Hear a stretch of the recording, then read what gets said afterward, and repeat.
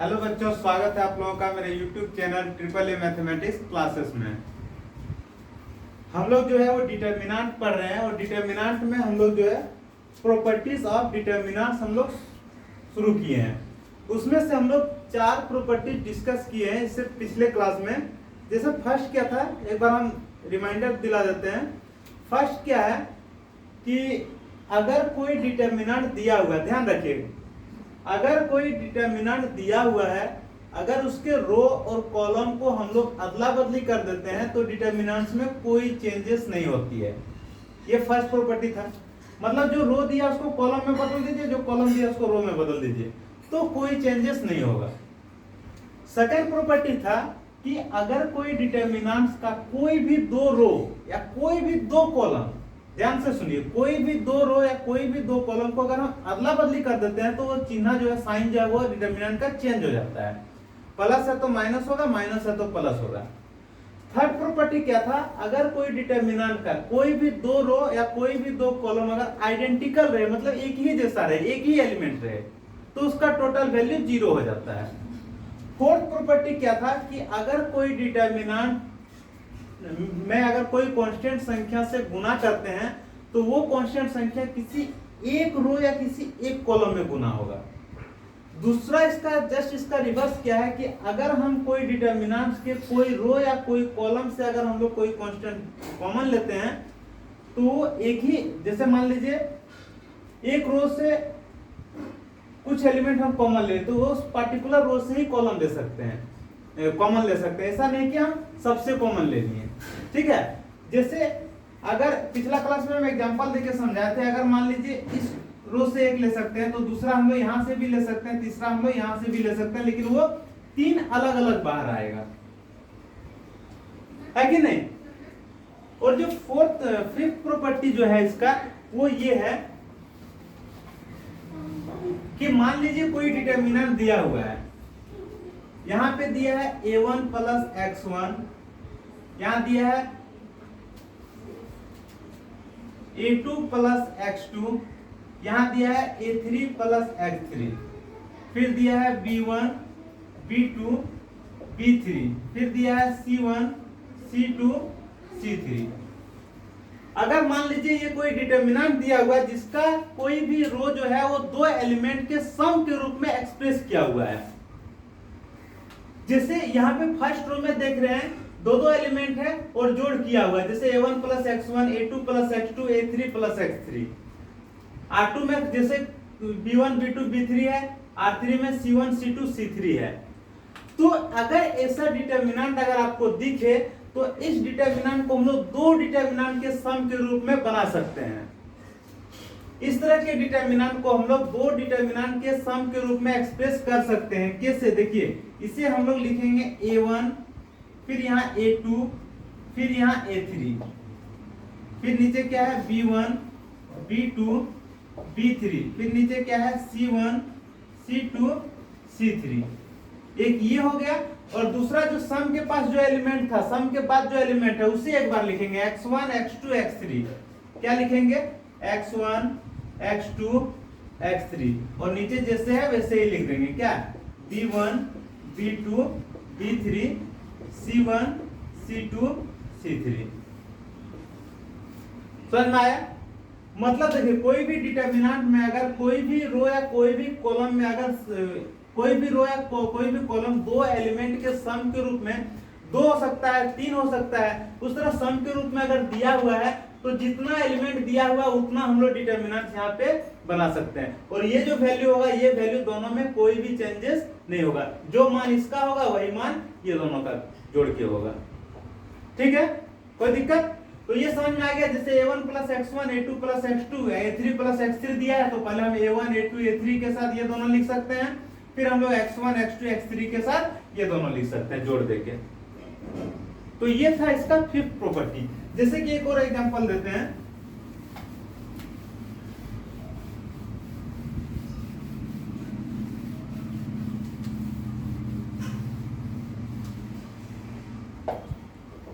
यहां पे मान लीजिए दिया है x plus y x1 plus y1 x2 plus y2 x3 plus y3। यहाँ पे दिया है p q r c n z। ये मान लीजिए क्या दिया हुआ है, एक डिटरमिनेंट दिया हुआ है। अब इसे जो है हम लोग दो डिटरमिनेंट के रूप में हम लोग एक्सप्रेस कर सकते हैं। कैसे, देखिए इसे हम लोग लिख सकते हैं x1 p c, फिर लिख सकते हैं x2 q n, फिर लिख सकते हैं x3 r z। एक ये हो गया, प्लस देके दूसरा लिखेंगे क्या, y1 y2 y3 और इधर जो दोनों है वैसे ही लिख देंगे, जैसे p q r c n z। समझ में आ गया।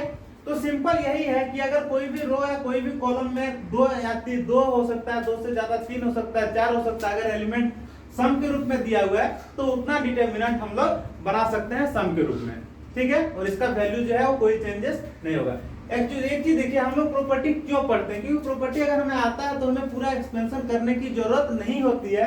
अगर हमें प्रॉपर्टी डिटरमिनेंट का पता है तो बहुत सारा ऐसा क्वेश्चन है जो आसानी से हम इसे सॉल्व कर सकते हैं, ठीक है। एक और प्रॉपर्टी यहां देख लीजिए, उसके बाद हम लोग एग्जांपल लेंगे, ठीक है। तो ये था इसका फिफ्थ प्रॉपर्टी। सिक्स्थ प्रॉपर्टी क्या कहता है, ये देखिए इसका छठा प्रॉपर्टी क्या कहता है। जैसे याद कीजिए जब हम मैट्रिक्स पढ़ रहे थे, जब हम लोग मैट्रिक्स पढ़ रहे थे तो वहां एक टर्म आया था एलिमेंट्री ऑपरेशंस। एलिमेंट्री ऑपरेशंस क्या था, जैसे मान लो यहाँ R1 लिखते थे, क्या करते थे R1 में हम लोग जैसे 2 से गुना करके R3 में 2 से गुना करके R1 में हम लोग जोड़ देते थे। ये एलिमेंट्री ऑपरेशन था, है कि नहीं।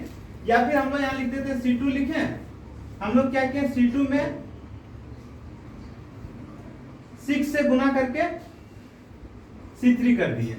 तो इस तरह से हम लोग एलिमेंट्री ऑपरेशन जो है वो करते थे। डिटरमिनेंट में क्या होता है, ध्यान से सुनिएगा, डिटरमिनेंट में क्या होता है, अगर हम इस तरह का एलिमेंट्री ऑपरेशन अगर करते हैं तो डिटरमिनेंट का वैल्यू अनचेंज रहता है, डिटरमिनेंट का वैल्यू नहीं बदलता है। मतलब इस तरह का हम लोग एलिमेंट्री ऑपरेशन डिटरमिनेंट में कर सकते हैं, वैल्यू जो है उसका नहीं बदलता है, ठीक है। जैसे हम यहाँ पे लिख सकते हैं R1 को लिख सकते हैं R1 plus k into R3, मतलब R3 में k से गुना करके उसे R1 में हम लोग जोड़ दिए। ऐसा हम लोग कर सकते हैं, जोड़ सकते हैं, घटा सकते हैं। ये हम लोग मैट्रिक्स में पढ़ चुके हैं, एक बार जाके वो देख लीजिएगा। एलिमेंट्री ऑपरेशन बहुत सारे तरह का एलिमेंट्री ऑपरेशन थे, ठीक है। तो हम लोग वो डिटरमिनेंट्स में भी हम लोग वो एलिमेंट्री ऑपरेशंस का उपयोग कर सकते हैं, कोई रिस्ट्रिक्शन नहीं है, लेकिन इसमें वैल्यू जो है वो अनचेंज रहेगा, ठीक है। तो इस तरह का भी हमें अगर जरूरत पड़े तो इस तरह का भी डिटरमिनेंट में इसका भी प्रयोग हम लोग कर सकते हैं, कोई दिक्कत। अब देखिए एग्जांपल, ये दोनों जो प्रॉपर्टीज अभी हम लोग पढ़े इससे रिलेटेड हम लोग एग्जांपल देखेंगे। फिर हम लोग जो है सारे प्रॉपर्टी जो हम लोग 6 प्रॉपर्टी लगभग पढ़े हैं उससे संबंधित भी हम लोग एग्जांपल यहाँ पे डिस्कस करेंगे।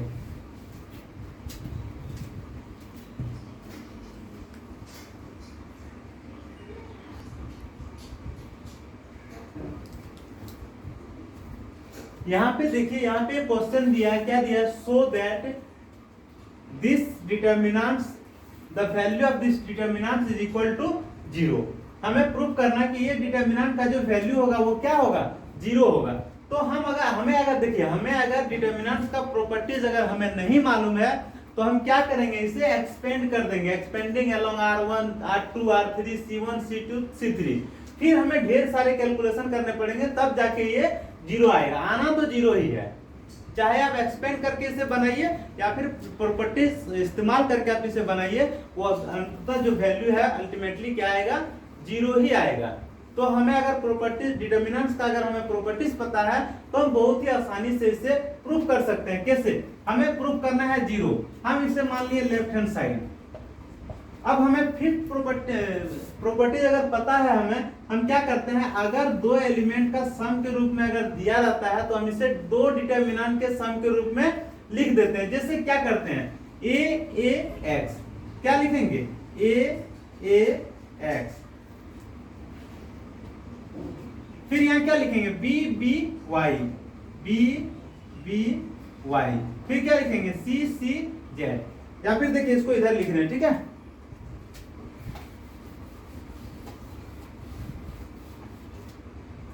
इसको इधर साइड लिख रहे हैं, क्या है ए एक्स, ए एक्स, फिर क्या है B B Y, B B Y, फिर क्या है सी सी जेड, सी सी जेड, एक ये हो गया।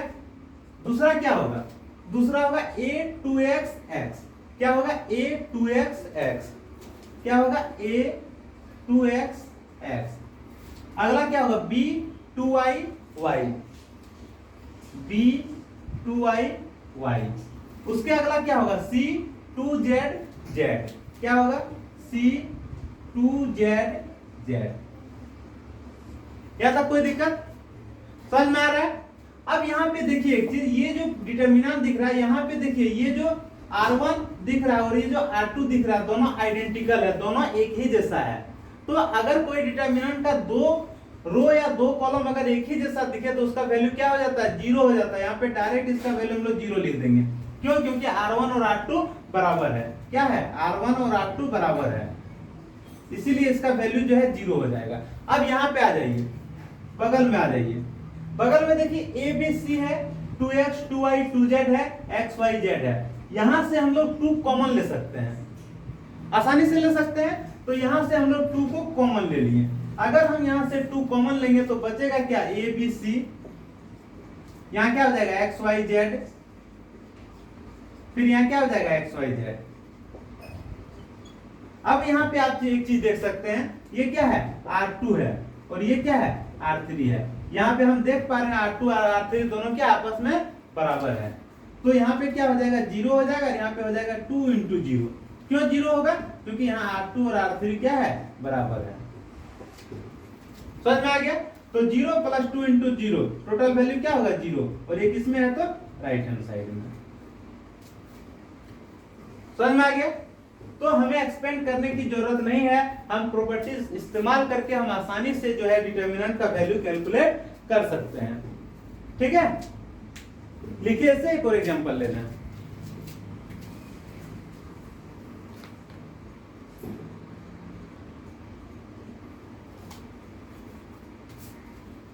देखिए यहां पे आपके सामने क्वेश्चन लिखा हुआ, क्या लिखा है, without expanding so that this value is equal to zero. हमें एक्सपेंड नहीं करना है, यहाँ पे बोल दिया गया एक्सपेंड नहीं करना है, बिना एक्सपेंड किए हुए हमें ये दिखाना है कि इसका वैल्यू क्या है, जीरो है। तो अगर हम एक्सपेंड नहीं करेंगे तो हमें निश्चित रूप से प्रॉपर्टीज जो है वो इस्तेमाल करना पड़ेगा। अब देखिए यहाँ पे क्या इस्तेमाल कर सकते हैं, यहाँ पे सम के रूप में दिया हुआ है। अगर यहाँ सम के रूप में दिया हुआ है तो अगर अलग अलग करेंगे तो कुछ फायदा होगा, हम देख लेते हैं कुछ फायदा होता है कि नहीं। यहाँ x है, यहाँ x प्लस वाई है, y प्लस z है, z प्लस x है। अगर अलग अलग करेंगे तो x हो जाएगा, z हो जाएगा, 1 हो जाएगा, फिर यहाँ y हो जाएगा, x हो जाएगा, 1 हो जाएगा, फिर यहाँ z हो जाएगा, y हो जाएगा, 1 हो जाएगा। प्लस लिखेंगे, क्या हो जाएगा, yz1, फिर क्या हो जाएगा zx1, फिर क्या हो जाएगा xy1। अब इससे कुछ फायदा होगा, फायदा होता दिख रहा है, यहाँ पे नहीं होता दिख रहा है। तो हमें एक चीज यहाँ पे ध्यान रखना है कि हम क्या इस्तेमाल करेंगे, कौन सा प्रॉपर्टी इस्तेमाल करेंगे ताकि ये जीरो आने की संभावना ज्यादा हो। तो जीरो कब आ सकता है, जब दो रो या दो कॉलम एक ही जैसा रहे। दो रो या दो कॉलम एक ही जैसा रहेगा, उसी केस में जीरो आएगा ना, अदरवाइज तो जीरो नहीं आ सकता है। तो दो रो और दो कॉलम को हम लोग कैसे एक जैसा करेंगे, यहां पे देखिए, यहां x प्लस वाई है, यहां क्या है x प्लस वाई है। अगर हम इसको जोड़ दें, तो देखिए x plus Y plus Z हो जाएगा, होगा कि नहीं। यहां y प्लस जेड है, अगर हम इसको जोड़ दें तो यहां भी x plus Y plus Z हो जाएगा। यहां z प्लस x है, अगर हम इसे जोड़ दें तो x plus Y plus Z हो जाएगा, अब क्या होगा, अगर यहाँ भी x प्लस वाई जेड है, यहाँ भी x प्लस वाई जेड है और यहाँ भी x प्लस वाई जेड है, तो x plus Y plus Z को हम लोग क्या करेंगे, बाहर कर लेंगे, कॉमन ले लेंगे। अगर हम x plus Y plus Z को कॉमन ले लेते हैं तो यहाँ एक बचेगा, यहाँ एक बचेगा, यहाँ एक बचेगा, और नीचे भी एक एक एक दिया हुआ आइडेंटिकल हो जाएगा, वो 0 हो जाएगा। तो हम लोग क्या कर रहे हैं, R1 में लिख रहे हैं, R1 में हम लोग क्या कर रहे हैं, R1 में R2 को जोड़ रहे हैं। क्या कर रहे हैं, R1 में R2 को जोड़ रहे हैं। जोड़िए, इसे हम लोग लेफ्ट हैंड साइड मान लिए, ठीक है। R1 में R2 को जोड़ लिए। R1 क्या है, x प्लस वाई है, उसमें क्या जोड़ रहे हैं, z जोड़ रहे हैं, तो क्या हो जाएगा x plus Y plus Z. यहाँ पे क्या है, y प्लस जेड है, y प्लस जेड है, इसमें जोड़ क्या रहे हैं, R2 जोड़ रहे हैं, R2 मतलब x जोड़ रहे हैं, तो क्या हो जाएगा x plus Y plus Z. इसे हम लोग अरेंज करके तो लिख सकते हैं ना, x plus Y plus z, कोई दिक्कत किसी को नहीं। आगे देखिए, यहाँ पे क्या है, z प्लस एक्स है, z प्लस एक्स है, इसमें क्या जोड़ रहे हैं, y2 जोड़ रहे हैं, y2 मतलब y जोड़ रहे हैं, क्या हो जाएगा x plus Y plus z. क्या हो जाएगा x plus Y plus Z. यहाँ पे क्या है, z है, यहाँ पे x है, यहाँ पे y है, यहाँ 1 है 1 है 1 है, ये हो गया डिटरमिनेंट। अब देखिए ये जो R1 दिख रहा है, R1 में x प्लस वाई जेड यहाँ भी है, x plus Y plus Z यहाँ भी है, x plus Y plus Z यहाँ भी है, तो एक जैसा एलिमेंट को हम लोग कॉमन निकाल सकते हैं। तो x plus Y plus Z को हम लोग कॉमन ले लिए। अगर कॉमन ले लिए तो बचेगा क्या, यहाँ 1 बचेगा, यहाँ 1 बचेगा, यहाँ 1 बचेगा, 1 1 1। यहाँ zxy क्या होगा, zxy, नीचे क्या होगा 1 1 1 1 1 1।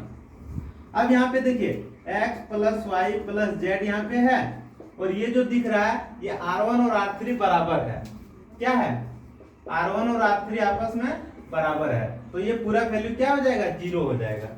क्या हो जाएगा, 0 हो जाएगा। तो 0 को किसी से गुना कीजिए, वो क्या होगा, 0 होगा। 0 किसमें था, राइट हैंड साइड में, यही ना प्रूफ करना था। कोई दिक्कत किसी को, तो थोड़ा सा दिमाग में स्ट्राइक कराना पड़ेगा कि हमें पूछ क्या रहा है और क्या ऑपरेशन करने से हमारा सटीक आंसर जो है वो आ सकता है कि नहीं। थोड़ा सा तो अनुमान लगाना ही पड़ेगा, ठीक है। तो लिखिए, इस तरह का और क्वेश्चन लेते हैं।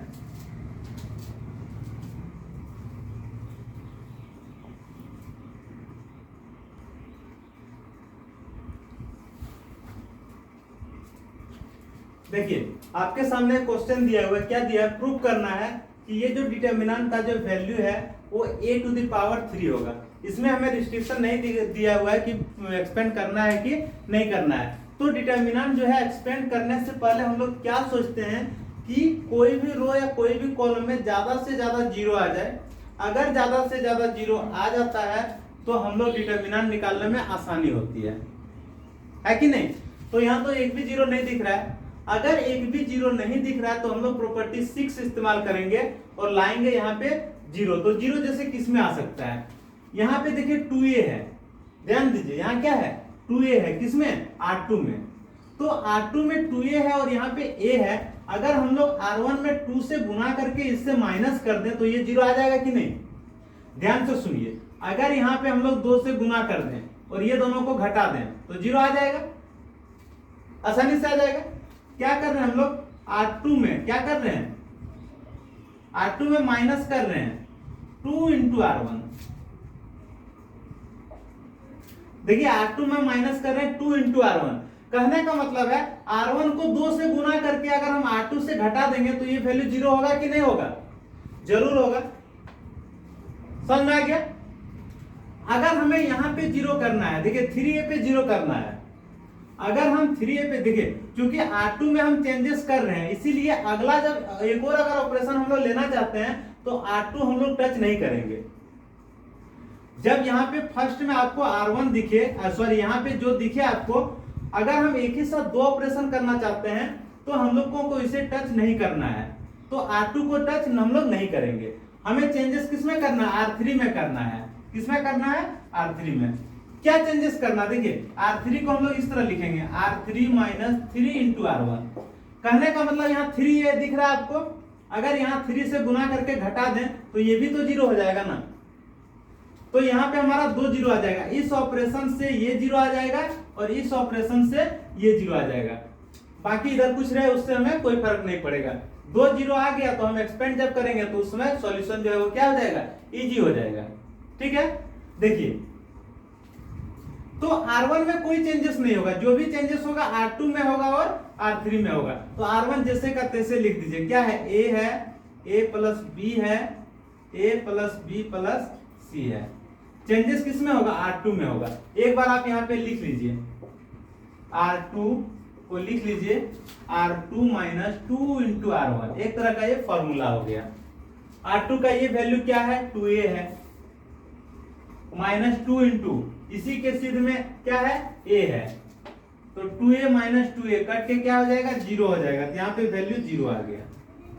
ठीक है,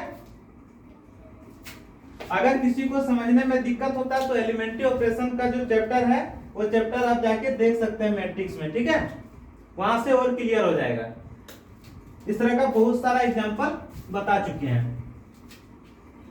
आ जाइए R2 का दूसरा वैल्यू क्या है, 3A प्लस 2B। क्या है यहाँ पे, 3A plus 2B minus 2 into इसी के सिद्ध में R1 क्या है, A प्लस B है, इसी के सिद्ध में R1 क्या है, A प्लस B है। अब इसे आप सॉल्व कीजिए, यहाँ पे है 3A प्लस 2B, यहाँ हो जाएगा माइनस 2A माइनस 2B, ये तो कट जाएगा, 3A माइनस 2A क्या बचेगा, A बचेगा। क्या बचेगा, A बचेगा, मतलब इसे सॉल्व करेंगे तो A बचेगा। समझ में आ रहा है, आगे बढ़ते हैं।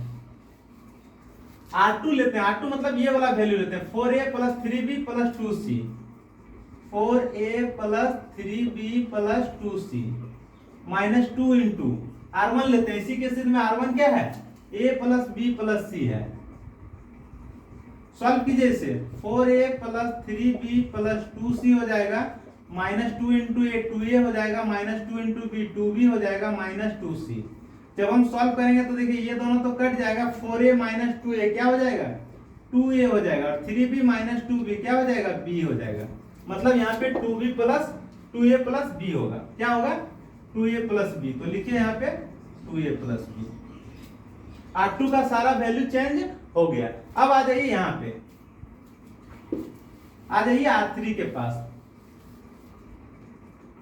R3 क्या दे रखा है, R3 दे रखा है R3 माइनस 3 इंटू R1। इसी के बेसिस पे इसको चेंज करेंगे, तो R3 का फर्स्ट वैल्यू लिखिए, यहाँ पे क्या है, 3A है, तो यहाँ पे 3A लिखिए, माइनस 3 इंटू इसी के सिद्ध में R1, इसी के सिद्ध में R1 कितना है, A है, तो हम लोग A लिखेंगे, ये कट के क्या हो जाएगा, 0 हो जाएगा।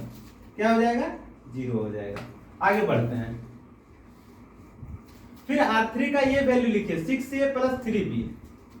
क्या लिखेंगे, 6A plus 3B minus 3 into इसी के सिद्ध में R1 क्या है, A प्लस B है। क्या है, A प्लस B है। कोई भी चैप्टर पढ़ने से पहले आप उससे पिछला वाला चैप्टर थोड़ा सा रिवाइज करके आइए, तो क्या होगा, सॉल्यूशन जो है वो आसानी से कर पाएंगे। जैसे इस तरह का बहुत सारा एग्जांपल जो है मैट्रिक्स में हम लोग पढ़ चुके हैं एलिमेंट्री ऑपरेशन में। ठीक है, तो जाके वो चैप्टर देखिए और क्लियर हो जाएगा। तो यहाँ पे क्या हो जाएगा, 6A plus 3B minus 3A minus 3B। तो देखिए ये और ये कट जाएगा, 6A माइनस 3A क्या हो जाएगा, 3A। तो यहाँ पे हो जाएगा आपका 3A। ठीक है, एक चीज यहाँ पे देखिए, R2 जब हम लोग कर रहे थे ना, यहाँ पे R2 minus 2 into R1, R2 को जब बदल रहे थे R2 माइनस 2 इंटू R1, तो ये जो वैल्यू था 3A प्लस 2B था, 3A प्लस 2B था, माइनस क्या था, 2 इंटू A प्लस B। तो जिस तरह यहाँ हम लोग एलिमेंट्री ऑपरेशन का उपयोग करते हैं, उसी तरह हम लोग इसमें भी कर रहे हैं। ठीक है, अब देखिए, तो यहाँ पे क्या आ गया, 3A आ गया। अब इसके अगला वैल्यू देखिए, R3 क्या है, 10A 6B 3C, 10A 6B 3C minus 3 into क्या हो जाएगा, A plus B plus C। Solve कीजिए, 10A plus 6B plus 3C होगा, minus 3A minus 3B minus 3C होगा। ये देखिए 3C और 3C जो है वो कट जाएगा, बचेगा क्या, 10A में 3A चला जाएगा, क्या 7A प्लस 6B में 3B चला जाएगा, क्या 3B। क्या हो जाएगा, 7A प्लस 3B। यहां तक समझ में आ गया। अगर यहां तक समझ में आ गया तो उसके आगे देखिए क्या करेंगे। आगे जो है हम क्या कर रहे हैं, इसे मिटा दे रहे हैं। ठीक है, आगे जो है हम लोग C1 के अलोंग एक्सपेंड कर दे रहे हैं, C1 के अलोंग इसे एक्सपेंड कर दे रहे हैं। इससे क्या होगा, ये दोनों वैल्यू 0 होगा, जो भी काम होगा इसी के ऊपर होगा। ठीक है, तो हम लोग क्या कर दे रहे हैं, C1 के अलोंग इसे एक्सपेंड कर दे रहे हैं। तो यहां पे आप लोग लिख सकते हैं क्या, एक्सपेंडिंग अलोंग C1। C1 के अलोंग जब एक्सपेंड करेंगे तो यहाँ पे क्या है, A लिखेंगे। फिर क्या करते हैं, A का रो और कॉलम जो है खत्म हो जाता है, क्या बचेगा, ये बचेगा, यहाँ A बचेगा, यहाँ 3A बचेगा, A बचेगा, 3A बचेगा, यहाँ 2A प्लस B होगा, 2A प्लस B होगा, और उसके नीचे क्या होगा, 7A प्लस 3B होगा, 7A प्लस 3B होगा। ठीक है, माइनस क्या होगा, ये पूरा 0 हो जाएगा, ये भी 0 हो जाएगा, तो यहाँ पे हो जाएगा -0 प्लस 0। ठीक है, अब इसे सॉल्व कीजिए, सॉल्व करेंगे तो क्या होगा, A होगा।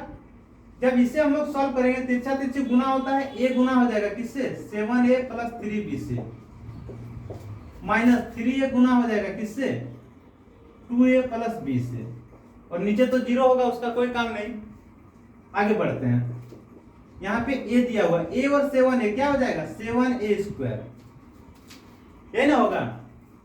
A और 3B क्या हो जाएगा, 3AB। यहां आ जाइए, -3A है और 2A है, क्या हो जाएगा, -3A स्क्वायर, सॉरी 3 और 2 गुना करेंगे 6 स्क्वायर हो जाएगा। फिर क्या हो जाएगा, -3A और B क्या हो जाएगा, 3AB। तो यहां देखिए 3AB प्लस में 3AB माइनस में कट जाएगा। आगे देखिए, यहाँ A है, यहाँ 7A स्क्वायर और यहाँ -6A स्क्वायर, क्या होगा, सिर्फ A स्क्वायर होगा। जब A और A स्क्वायर गुना करेंगे तो क्या हो जाएगा, A⁻3। यही ना प्रूफ करना था, आ गया ना, कोई दिक्कत, समझ में आ गया। तो ये था जो हम लोग प्रॉपर्टी 6 प्रॉपर्टीज हम लोग पढ़े हैं, वो प्रॉपर्टीज से संबंधित ये कुछ एग्जाम्पल थे जो हम लोग शुरू से प्रॉपर्टी डिस्कस किए, उसके बेसिस एग्जाम्पल डिस्कस किए। तो उसी तरह ये 5वां और 6ठा प्रॉपर्टी का हम लोग, 5th प्रॉपर्टी में हम लोग 2 एग्जाम्पल लिए, फिर हम लोग इसमें जो है वो 6ठा प्रॉपर्टी था उससे रिलेटेड भी हम लोग एग्जाम्पल यहाँ पे देखें। अब क्या होगा, अगला क्लास जो हम लोग लेंगे उसमें मिला जुला क्वेश्चन रहेगा, चाहे एक्सपेंड कीजिए, प्रॉपर्टी का इस्तेमाल कीजिए, बस कम स्टेप में हमें डिटरमिनेंट का वैल्यू निकालना है। ठीक है, तो इस क्लास को यहीं पे हम लोग खत्म करते हैं, मिलते हैं अगले क्लास में कुछ नया क्वेश्चन लेकर। तब तक के लिए बाय बाय, टेक केयर।